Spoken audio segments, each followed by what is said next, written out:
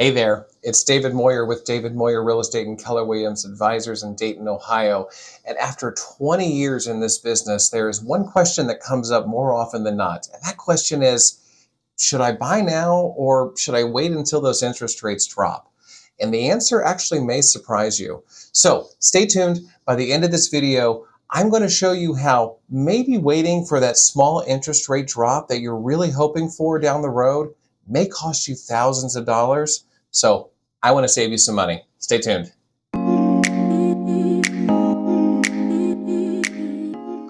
The first thing that I want to focus on is, why is this the number one topic that a lot of buyers, and not just first-time home buyers, are asking themselves or asking their real estate agents right now? Should I wait until those rates drop? Let's look at this historically. When I first got into the business in 2005, interest rates were right around 9%, sometimes 8%. And what I saw is when those rates eventually dropped to around 7%, which typically across the nation over the past 40 years is the average, people clamored for those interest rates. So it's all about perspective.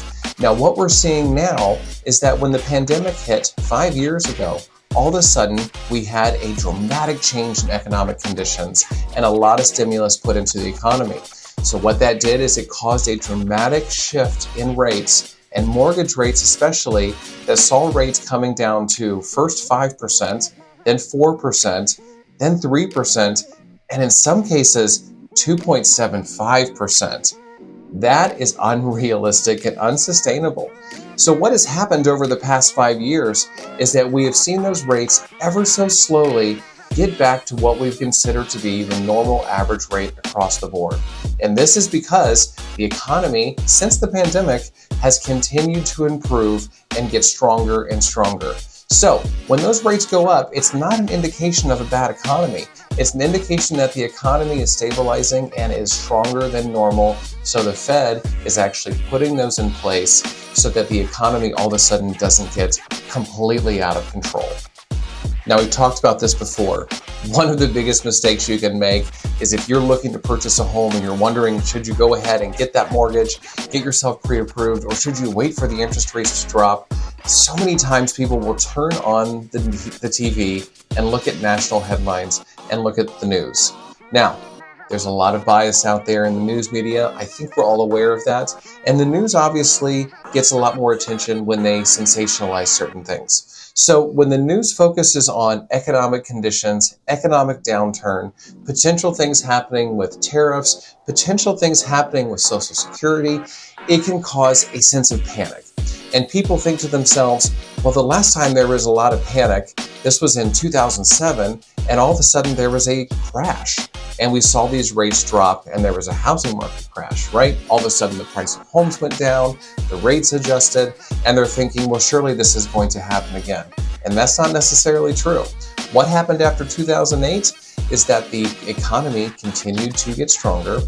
Those people that actually ended up losing their properties were the ones that were financing 100% and maybe were working with a lender who had stretched their ability and their affordability to get that loan. And maybe they shouldn't have had that mortgage in the first place. So what also happened after the crash in 2008 and 9, there were regulations put in place for lenders and bankers so that they could not overqualify somebody for a mortgage, and therefore leading to another potential housing crisis and crash. Right now, we're seeing the inventory continue to be low. The appreciation rate is really, really high. So those people that have been in their properties for at least a year or 2 years are seeing equity build at a rapid rate. So that is all the indication you need that we're not looking for a housing crash. So if that's your magic marker you're waiting on, you may be waiting on a long, long, long time. Now let's take just a few seconds to really dive into appreciation and how the market can affect the appreciation. And let's take what's been going on here over the past 5 years with supply and demand. Supply has remained low since 2019 and the very beginnings of 2020. And because of that, the demand has always been higher, which means the appreciation rate has always been higher. So let's take, for example, a home that was $400,000 3 years ago. And you're thinking, well, that's when the rates started to go back up a little bit. They're no longer in the 4s and the 5s, so I'm going to wait. Well, across the board, especially here in the greater Dayton area, we have continued to see appreciation no less than 5%, and in some cases 10%. So let's be conservative. That home for $400,000 3 years ago, if it appreciates at 5%, that's roughly $20,000 in a year. So if you had waited on that home to buy it today, 3 years had gone by because you're waiting on those interest rates to change. Now that home is going to cost you roughly $460,000. And even if those rates did fall to somewhere where you all of a sudden felt comfortable again, more than likely your monthly payment is going to be higher than if you had actually purchased the home 3 years ago before the appreciation kicked in at the higher rate. Just some food for thought. One thing that I want my clients to always think about is that affordability factor. Is this home affordable for me right now, even given the rates that maybe I have an issue with or I'm hoping will come down sometime in the future? Let's go back to that appreciation calculation. If you can afford the home that you want right now, even with the slightly higher interest rate, get into that property. This is the biggest wealth building asset you can have in your portfolio. So why not kickstart your wealth building today as opposed to waiting a year for something that may not even happen? And remember, you wait another year, you could be paying another $20,000 or more for that property, even at a lower interest rate, and those prices per month are probably still going to be higher. So if you can afford it today, get it today. Now here's some advice I can give you with a little bit of caution, and that is the safety net of the refinance. This is something that I believe a lot of people throw around as an easy tool a little bit too frequently. And what I want to explain to you is that refinancing is a fantastic product if the conditions are right, but it's not something that you do on a regular basis or that often. So let's say you get into your property today and your interest rate is 7%. You're in the home for another year, 2 years, all of a sudden the rates drop significantly and we're looking at 6% or 5.85%, and you call that loan officer and you say, can you tell me what my payments would be if I were to refinance at this new rate? And if those payments are lower, in fact, and that is something that is sustainable for you, then maybe refinancing at that point in time is a good option. Keep in mind, however, there are fees involved with the refinancing, the same as there were fees involved with the mortgage when you first took out the mortgage and purchased the property.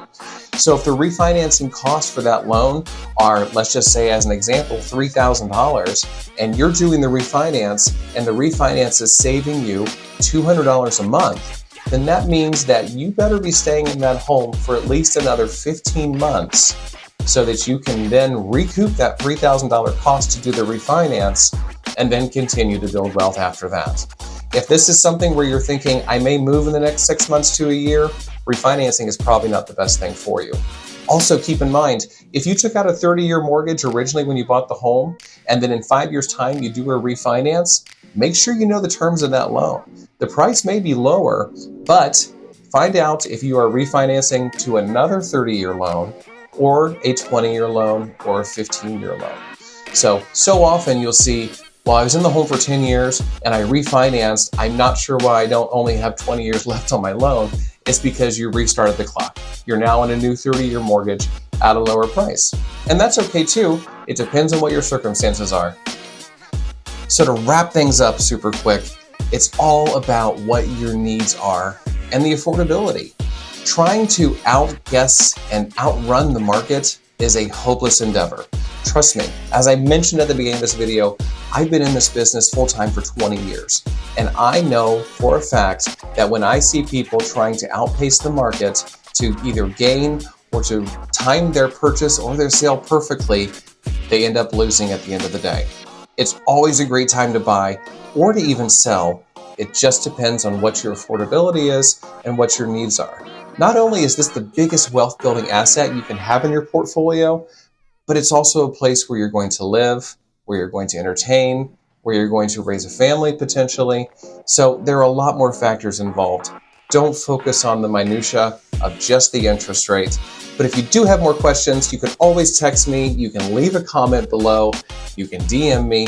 All of my socials are available in my bio. I'm always happy to answer those questions or to put you in contact with one of my trusted lenders that can also do a really deep dive for you to see if the timing is right for you. All right. I look forward to hearing from you soon. Thanks for tuning in.